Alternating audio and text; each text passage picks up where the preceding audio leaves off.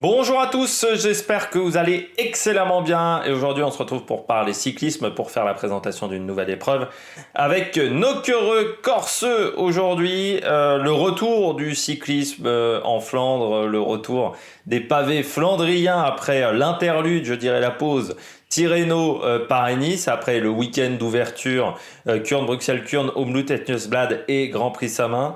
Certes, il y a eu le Grand Prix Jean-Pierre Montserrat, mais là voilà, on retrouve les pavés, une course qui a quand même un petit peu perdu de sa splendeur, je trouve, depuis quelques années. C'était une course qui faisait partie quand même des courses majeures du calendrier belge il y a une vingtaine d'années. Puis c'est vrai que désormais, c'est, je trouve, une course un peu moins importante. C'est, je dirais presque le parent pauvre des courses flandriennes belges. Voilà, elle a vraiment perdu. On s'est beaucoup cherché au niveau du circuit. Je pense que depuis 2 3 ans, pardon, ils ont trouvé une formule très intéressante du côté de Nokere Corse et vous allez voir tout ça quand on va analyser le parcours. N'hésitez pas à vous abonner à la chaîne, à réagir dans les commentaires, à mettre un pouce bleu, à partager la vidéo, notamment sur les réseaux sociaux, notamment auprès de vos proches. Et ben n'hésitez pas à vous abonner également, à réagir dans les commentaires. Dans les commentaires, vous pouvez me dire également le favori pour vous de cette course. Donc vous voyez, même si ce parcours est pas hyper bien détaillé parce que tous se collent un peu trop les uns avec les autres, on partira de Deinze pour aller à Nokereberg pour cette course qui va faire donc 190 km avec quand même pas mal de difficultés, pas mal de secteurs pavés. On aura 4 tours d'un circuit dans le final et puis 70 km d'un parcours en ligne qui sera un peu différent. Départ de la ville donc de Deinze comme l'année dernière avec un premier passage au Nokereberg. Ensuite on a pas mal changé le parcours, notamment avec l'Escaut, avec le Wolvenberg, donc quand même 660 mètres pardon, à 17% au maximum. Olveg également, et puis le Karel Matterstraat. Ensuite, on a donc le circuit local qui fait 27 km 9, qui sera couvert 4 fois. Il y a 8 sections pavées dans ce passage-là. Donc en 27 km, on bouffe du pavé pendant tout le long, avec notamment le Erlegemstraat qui est pris de manière rallongée et à l'envers. Donc c'est pas simple. On aura également le Huispondweg qui fait 1600 mètres et puis le Nokereberg pour finir qui accueille l'arrivée qui fait 350 mètres à 5,7% de moyenne mais qui est entièrement pavé, même si ce sont plutôt des pavés de ville, donc je dirais un peu moins difficile quand même que dans d'autres passages belges. Du côté du parcours, donc 190 km comme on l'a dit, 25 km de pavés sur ce parcours, un dénivelé en dénivelé positif annoncé 1171 mètres, donc comme ça fait pas hyper peur. Il y a quand même des passages un petit peu difficiles et c'est un parcours qui ne sera pas si facile et comme vous le voyez, on empile les secteurs pavés vraiment sur la fin de parcours. Donc il faudra faire attention avec 4 passages donc, sur cette arrivée du côté du Nokereberg.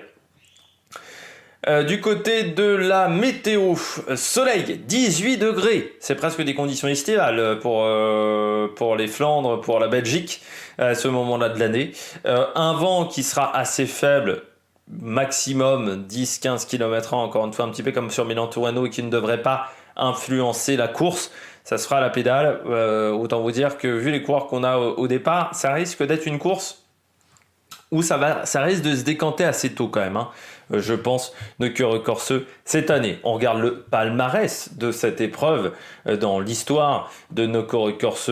On a eu quand même Nasser Boigny en 2017, Chesbol en 2019, Fabio Jacobsen en 2018. C'était l'une des premières grandes courses qu'il avait remportées. Francesco Chicchi en 2012.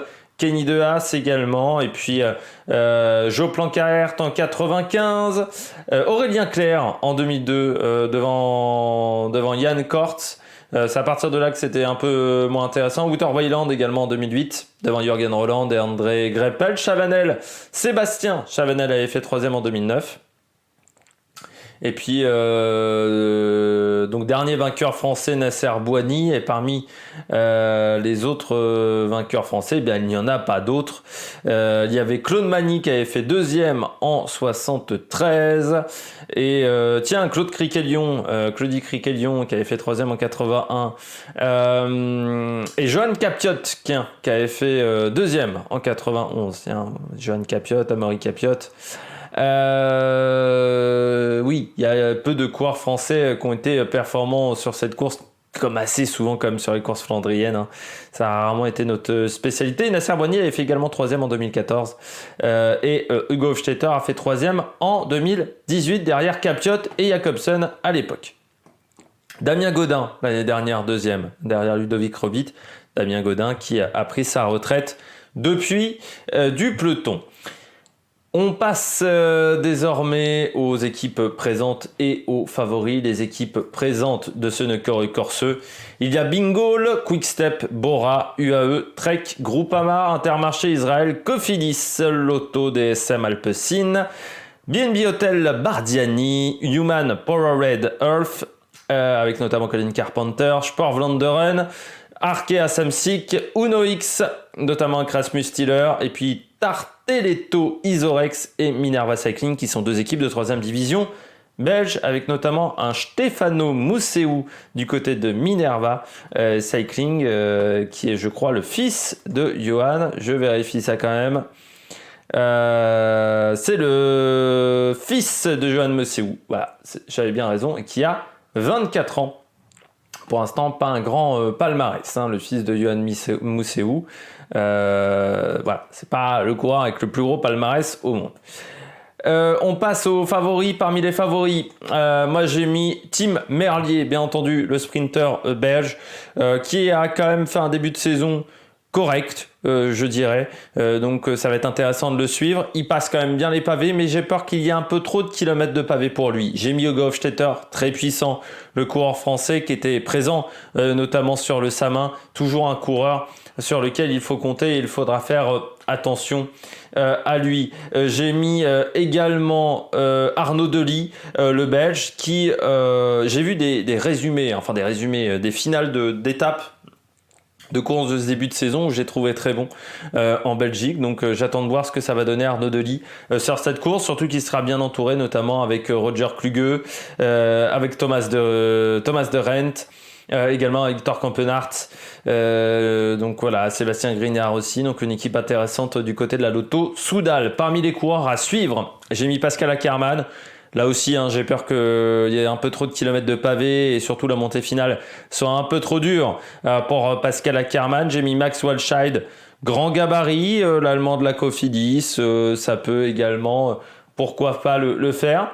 J'ai mis Mauro Schmidt. Pourquoi ? Parce que je veux savoir comment il passe ses pavés. Lui qui est plutôt performant sur les courses italiennes, sur les courses avec du gravier. Mauro Schmidt, je ne l'ai jamais vu où ça me dit rien sur des pavés.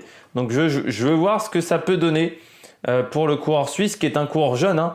Je rappelle simplement 22 ans, 4e du relais mixte l'année dernière au championnat du monde, notamment vainqueur de l'étape de Montalcino sur le Tour d'Italie. Donc voilà, l'année dernière, il n'avait pas fait les classiques flandriennes. Donc j'attends de voir ce que ça peut donner pour le coureur suisse. Et puis j'ai mis là aussi grosse carte, Jan Aberastouri, l'Espagnol. Il est chez Trek. Aberastouri, c'est un très bon sprinter. Il passe quand même un petit peu les bosses. Alors la question, c'est les pavés. Je ne l'ai jamais vu sur les pavés, Aberastouri. Mais maintenant qu'il fait partie d'une très belle équipe comme Trek Segafredo, si on l'engage sur cette course, c'est qu'on a peut-être vu des choses qui semblent intéressantes, ou peut-être qu'il y a tellement de fronts en ce moment de course qu'on n'avait plus personne à emmener du côté de la Trek. Programme télé, donc il y aura la course féminine 13h50 je crois, la course féminine, mais j'ai un trou de mémoire d'un coup et j'ai oublié de le noter pour tout vous dire.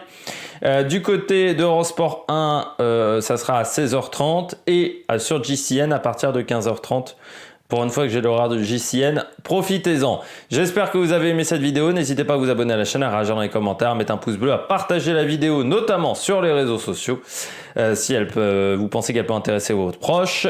Et puis nous, on se retrouve donc pour de nouvelles aventures sur l'Amérique Production. Ciao, ciao!